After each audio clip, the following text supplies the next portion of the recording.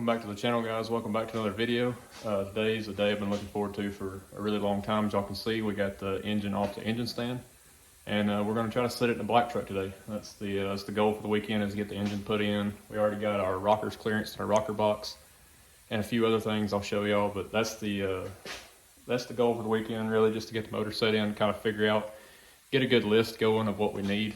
As far as fuel lines, battery cables, stuff like that, what all we need to get it fired. And then we may try to get the bed off, start doing the air dog and some other stuff under there. But yeah, let me show y'all what we got going so far, and we'll get the motor set in. So it's been a little bit since y'all seen this engine. We went ahead and got our ECM mounted. We went ahead and I got a billet drain from King Speed, so our catch can will be mounted somewhere in this area, and we'll drain back through the block here. We got some extremely nice semi-solid motor mounts from Midget's Diesel. And temporarily, we have a 68 adapter plate on it. We are going to bolt it to the 68. I believe I stated that in a previous video, temporarily, just to get the engine broke in and running and driving. So we went ahead and got our flex plate on. There's the other motor mount. We went ahead and got our coolant bypass on. That way we're not doing that in frame. Went ahead and mounted the steed, oil cooler module, whatever you want to consider that, and the fire pump billet, lower water neck, and AC mount. We are going to keep AC, so that allows you to run AN lines. And of course we got our King Speed 20 AN up here as well, so we can run 20 AN lines to our radiator, so we don't have to worry about blowing the rubber ones off. But yeah, that's kind of where we're at. That's the stuff I did off camera. So we're going to get this thing stabbed. If y'all see me struggling with a cherry picker a little bit, y'all can't tell, but my garage is actually poured on a little bit of a slope, so it's kind of hard to maneuver the cherry picker around, but we're not going to let that stop us. We're going to get this motor in, so y'all stay tuned.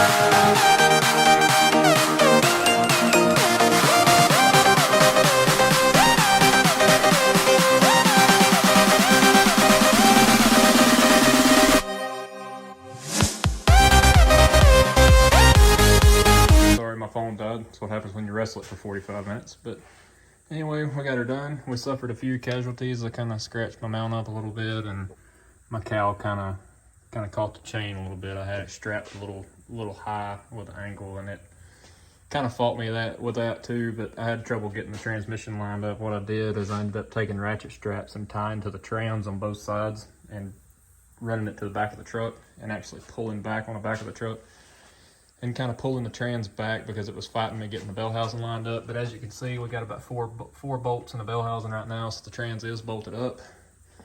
And yeah, we got our motor mount bolts. They're not tight, but they're in the slots. So she's in the frame rail.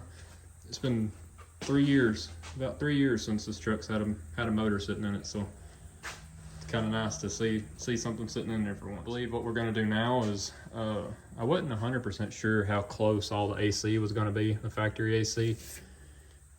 Looking at it now, coming off a Steed comp and putting that big turbo that y'all seen on, there's no way that the factory AC is going to fit. So what I'm going to have to do is take the connectors off back here and just do away.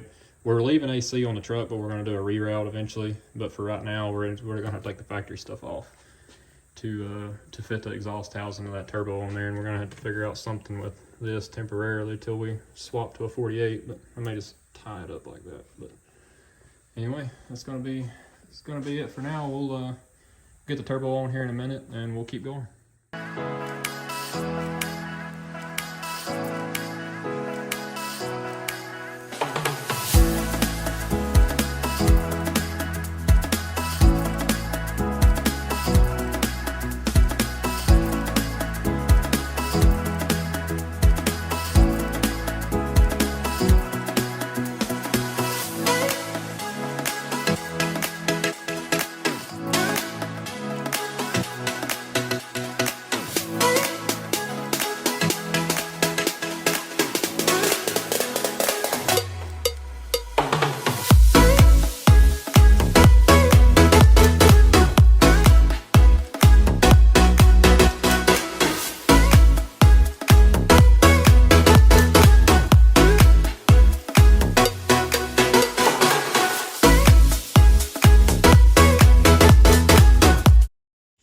guys, it's pretty much going to wrap this video up. As y'all can see, I pulled the turbo cover off and went ahead and painted it. It'll match everything else, like my oil filter housing and the side, not the side draft, the intake horn that comes off the side draft will be the same color. And of course my tip-em cover, that's just the color that I paint everything. All my accent pieces will be that color. But yeah, it's pretty much going to wrap this up. I was going to get the bed off tonight, but kind of got late and dark on me and just ready to call it a night for now. But extremely good progress. I'm really happy that we finally got a motor in here. It's been so long, been ready for this for a long time. But yeah, we got big things coming. We got some 450-ish percent injectors for this thing paired with this 491 from FI. We got our air dog we need to get in when we pull the bed off.